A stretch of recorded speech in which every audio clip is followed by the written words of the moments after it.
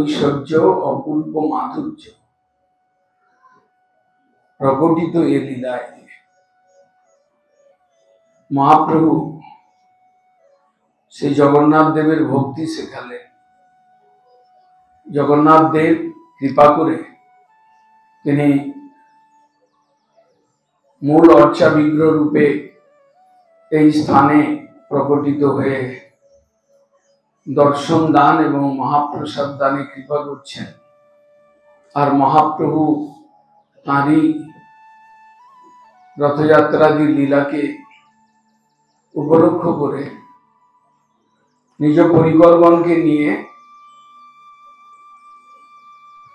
জগন্নাথের সেবা, জগন্নাথকে দ্বারকাপুরী থেকে বৃন্দাবনে নিয়ে যাওয়া, জগন্নাথ দেবের চতুর্দিকে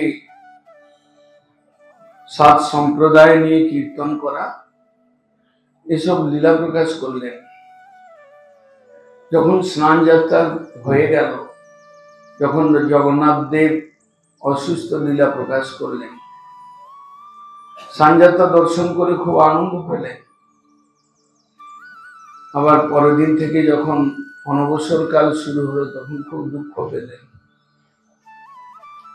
জগন্নাথকে আর দেখতে পাবেন না, তাই তিনি আলবরনাথে এলেন।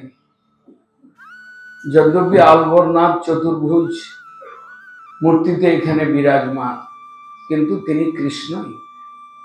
তার মধ্যে কৃষ্ণ বা জগন্নাথকে তিনি দেখলেন। রাসলীলা কালে যখন কৃষ্ণ অন্তর্হিত হলেন, গোপীগণকে ঠকাবার জন্য কৃষ্ণ কোন কুঞ্জের মধ্যে চতুর্ভুজ মূর্তিতে দাঁড়িয়েছিলেন। সেখানে বর্ণসাম্যে গোপীগণ গিয়ে প্রণাম করলেন যে আমাদের কৃষ্ণ মূর্তিই বটে, কিন্তু বললেন যে না, এর 4টে হাত দেখছি, এ কৃষ্ণ নয়, নারায়ণ।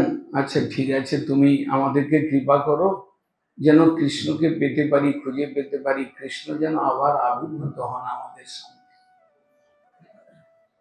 এখানে সেই গোপীগণের ভাবযুক্ত স্বয়ং কৃষ্ণ মহাপ্রভু তিনি জগন্নাথকে ছেড়ে এখানে এলেন। এখানে চতুর্ভুজ মূর্তিকেই কৃষ্ণ রূপে দর্শন করে উল্লাসের সঙ্গে নৃত্য করলেন। নৃত্য কীর্তনের দ্বারা তাকে আনন্দিত করলেন, উৎফুল্লিত করলেন। বিরহ ভাবের সেই নৃত্য কীর্তন দেখে আলারনাথ অভিভূত হলেন। মহাপ্রভুর শ্রীঅঙ্গ কেমন সুন্দর শীতল ছিল, কিন্তু বিরহ তাপে শরীরটা গরম হয়ে উঠল, পাথর পর্যন্ত বিগলিত হয়ে গেল এই সেই স্থান।